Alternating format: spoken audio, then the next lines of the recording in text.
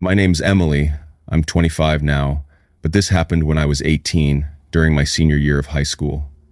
At the time, I had a part-time job at a clothing store in the mall. The job wasn't bad, but I usually worked the closing shift, which meant leaving the mall around 10 o'clock, when the parking lot was mostly empty. One night in February, I left work a little later than usual.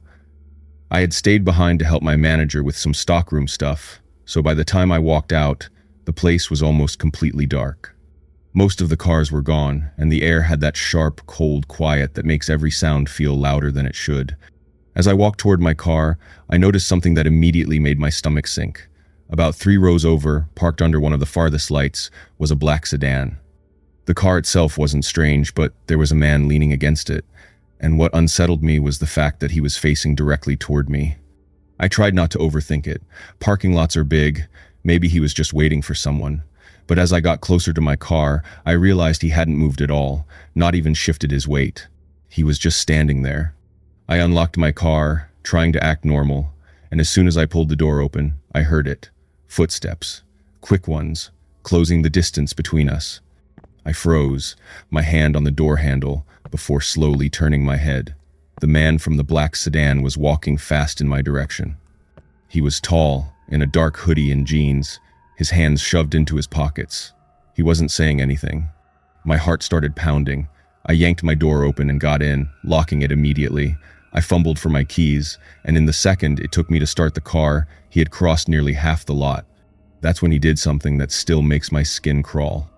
He slowed down and angled toward the row I was parked in, like he was deliberately trying not to spook me but still heading directly for my car. I put the car in reverse so fast I nearly hit the cart return behind me. The headlight swung across him, and for the first time, I saw his face clearly. He wasn't just looking at me, he was grinning. I floored it out of the lot, my hands shaking so badly I could barely keep the wheel straight.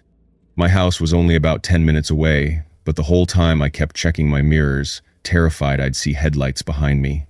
When I pulled into my driveway, I sat there for a minute, catching my breath. No cars followed me, the street was empty. I told myself it was over.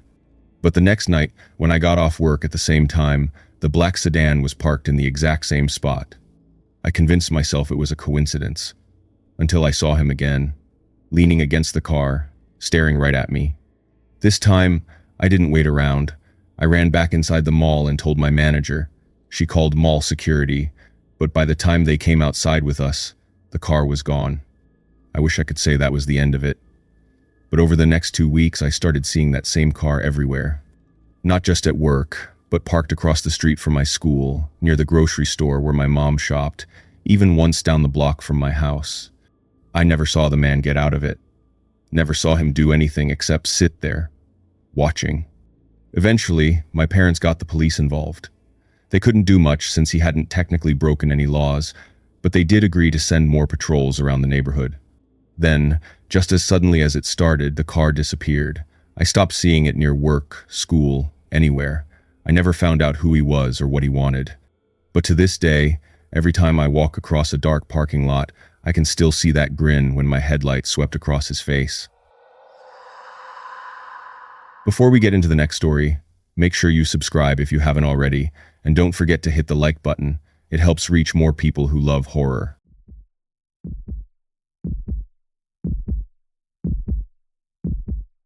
My name is Rachel. I'm 27 now, but this story happened almost 9 years ago, back when I was 18 and had just graduated high school. At the time, I was living at home and working in the city, saving up money before I started college. Since I didn't have a car, I relied on the commuter train to get to and from work every day.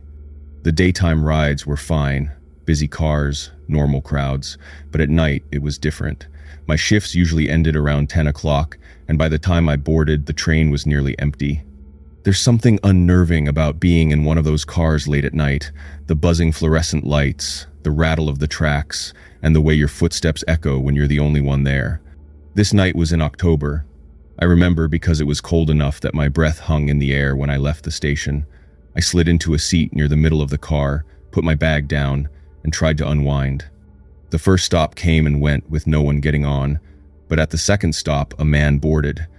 At first, I barely looked up, but when I did, something felt immediately wrong.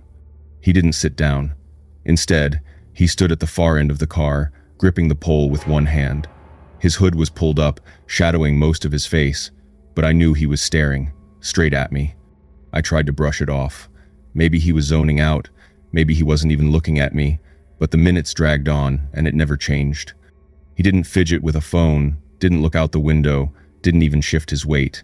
He just stood there, completely still, his head angled in my direction. By the time my stop came, I was tense, gripping my bag like a shield. I got up quickly, and the moment the doors slid open, I stepped out. The platform was empty, which was normal for that time of night. I felt myself relax for the first time in half an hour. But then I heard it. Footsteps. Slow, heavy, following me. I froze for a second before forcing myself to turn. My heart dropped. The man in the hood had gotten off too. I tried to rationalize. Maybe he lived nearby. Maybe it was just coincidence. But as I walked toward the exit, his footsteps echoed right behind me, always keeping the same distance. Never rushing. Never passing. Just trailing. I climbed the stairs 2 at a time, my pulse racing. The sound of his shoes hitting the steps followed right after mine. I pushed through the doors to the street, and in that moment I couldn't hold it together anymore. I ran. I sprinted half a block before darting toward a group of people spilling out of a bar. Only then did I risk glancing back. He hadn't chased me. He was still at the top of the station stairs, perfectly still under the flickering streetlight, just standing there, watching me. I told myself it was a one-time thing, a weird coincidence. But the next night when I boarded the train, my blood went cold. He was already there. Same car, same spot, same stare. And it didn't happen just once. For 3 nights in a row, no matter what time I got on the train, he was there. Sometimes standing, sometimes sitting, always watching. On the 4th night, I couldn't do it anymore. I borrowed money from my parents to pay for parking downtown and started driving to work instead. It cost more, but it felt like the only option. To this day, I still wonder what would have happened if I had stayed on that train one more night. Because whatever he was waiting for, whatever he wanted, I don't think it was just to watch me.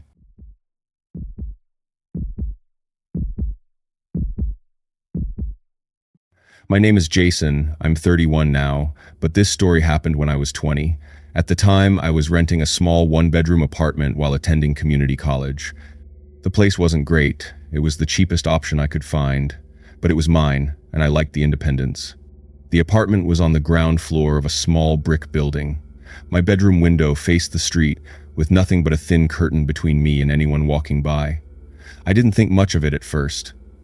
I lived in a relatively quiet neighborhood, and most of the foot traffic died off after dark. One night in November, I was up late studying at my desk, which was positioned against the wall opposite the window.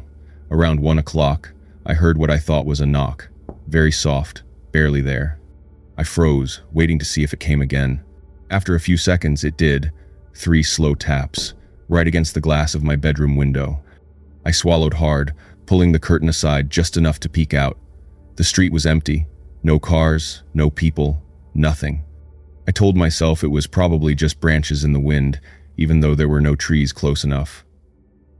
I forced myself back to studying, but I couldn't shake the uneasy feeling.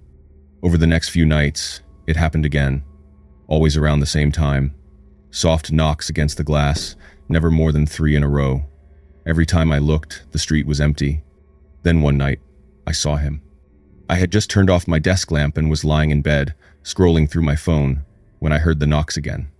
This time, instead of pulling the curtain aside, I just lay there in the dark, staring at the faint outline of the window. And that's when I noticed it. A shadow. Broad shoulders, a head tilted slightly forward. Someone was standing directly outside the glass, watching.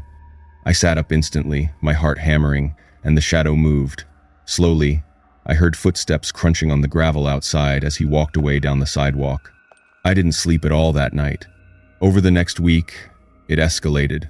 I'd wake up to the sound of tapping on the glass, and sometimes I'd catch the shadow standing there, perfectly still, like he wanted me to know he was there. A couple times I thought I heard the faint sound of breathing, like he was pressed close against the glass. I called the police twice.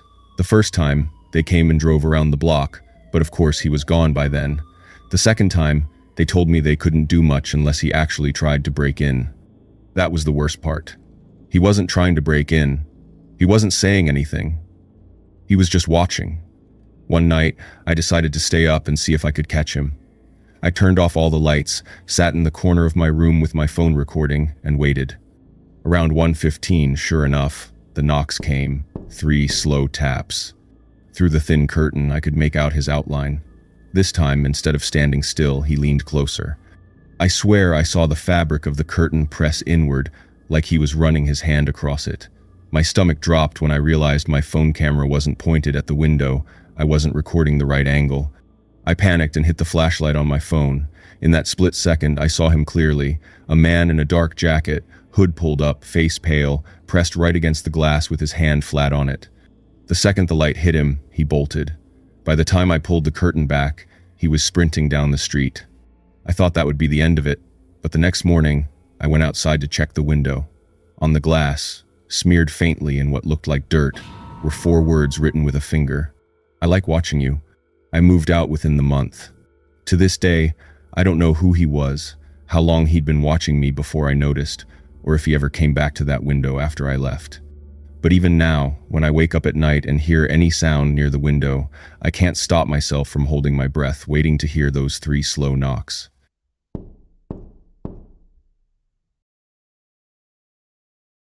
If you've made it to the end, thank you for watching, and don't forget to subscribe and comment your stories down below. Stay safe out there.